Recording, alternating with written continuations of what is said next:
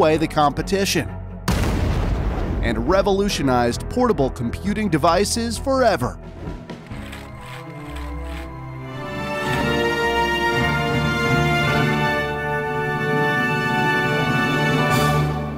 This is part one of the evolution of the iPad. Seeing how popular they are now, you might be surprised to learn that Steve Jobs was initially against making a tablet device. In a 2003 interview, Jobs said, "And we think it's going to fail." You think the tablet's going to fail? Yes, we do. What about the tablet as a reading device? It's really true. If you've got a bunch of rich guys who can afford their third computer, you know, they got a desktop, they got a portable, and now they're going to have one of these to read with, that's your market. Well, luckily he changed his mind over the next few years, largely thanks to the creative genius of Jony Ive, Apple's former chief design officer. Ive set about creating a slimmer, more lightweight tablet compared to those available at the time. He presented his creation to Jobs, and the rest, as they say, is history. It was an excellent idea to greenlight the project too, since as of September 2020, more than 500 million iPads have been sold worldwide, and iPads continue to dominate the tablet market. There are currently 4 versions of the iPad, each with numerous releases spanning different generations. There's the standard iPad, the iPad mini, the iPad Air, and the iPad Pro. But let's start at the beginning and look at the iPad that kick-started it all on the 3rd of April, 2010. And we call it the iPad.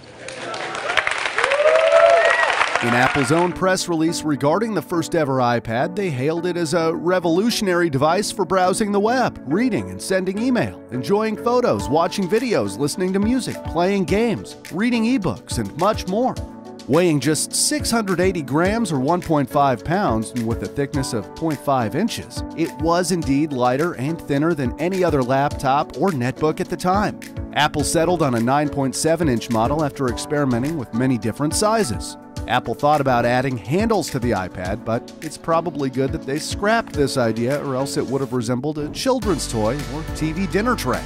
Of course, the main highlight was the responsive high-resolution multi-touch display that let users physically interact with applications and content. In comparison to today's models, its specifications might not seem that impressive, but back then they were. Its price was reasonable too, costing $499 to own a 16GB version at launch, with the 32GB and 64GB models costing $599 and $699 respectively.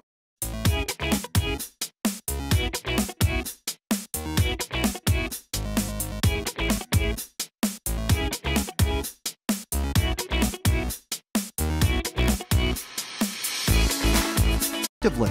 300,000 iPads were sold on the very first day it was released, and in less than a month, sales hit more than 1 million units. To put that into context, the iPhone took more than twice that time to pass the 1 million mark. By the end of 2010, almost 15 million iPads had been sold. Fun fact, it took less than a day for someone to jailbreak the iPad. Jailbreaking is the practice of modifying or removing restrictions imposed on a device by the manufacturer or operator.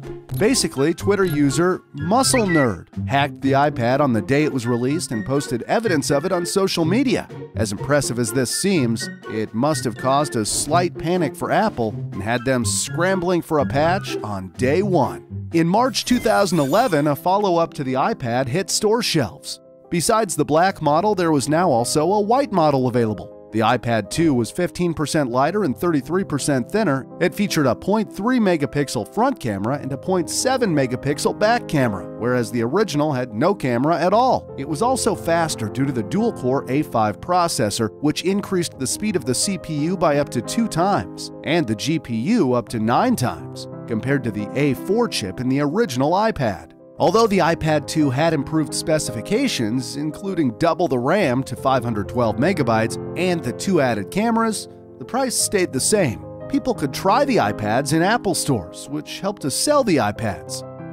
The number one reason people come to our stores is to try a product that they've heard about but never experienced firsthand. And the iPad is a product that has to be held, has to be touched, to truly understand how magical it is. Just like the first iPad, the iPad 2 also became a huge success, selling over 2 million units within a month. Today we're announcing the new iPad, and it is amazing. Regarded as the new iPad, the third generation iPad was launched in March 2012. It was the first iPad to have a Retina display, which significantly increases the resolution of the screen. It's got a resolution of 2048 by 1536. That's 3.1 million pixels, 4 times more than the previous iPad, and over 1 million more than what's called high definition on other devices. And we've packed all these pixels into a display that's just 9.7 inches. But engineering it wasn't as simple as just jamming in more pixels. A pixel is made up of red, green, and blue subpixels, with a signal telling each one when and how much to light up. That's how colors are created. But when you squeeze 4 times the pixels into the same space, signals can get crossed. Colors become distorted, and images get fuzzy. To solve this, we had to elevate the pixels onto a different plane and separate them from the signals. It's a major breakthrough. And it's the key to making the pixels so small and so close together that the human eye can't even distinguish them. So type looks razor sharp, and you'll see details in photos that you never knew were there. It also had a significantly better rear camera, boosted to 5 megapixels and capable of capturing footage in 1080p at 30 frames per second. The iPad 3 had a new A5X chip, which increases the GPU by up to 2 times compared to the A5 chip. The memory was also doubled to 1 gigabyte. Annoyingly for people who bought the iPad 3, though, it had the shortest production life of any iPad model. It was discontinued just 7 months after its launch, with the iPad 4 and later models adding the Lightning connector. This meant that the iPad 3 was the last one to use the old-style 30-pin dock connector. The iPad 4 came out in November 2012 with the same price structure as the previous iPad launches.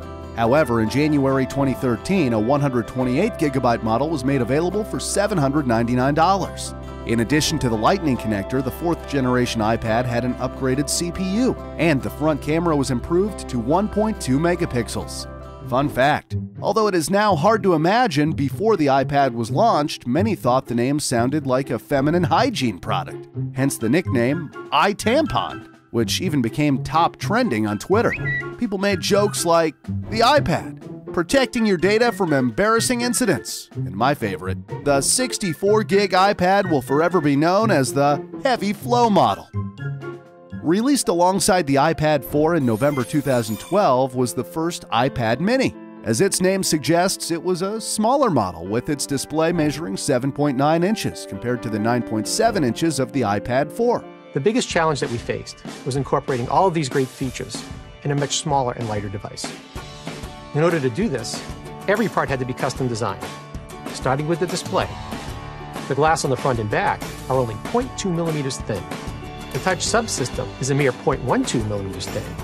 It weighs half as much as any we've ever done before. Since the iPad mini had less space in its model, the specifications were lowered and it didn't have a Retina screen. It had the same CPU as seen in the iPad 2. The iPad mini was cheaper than the iPad 4 with a starting price of $329 for 16 gigabytes of storage.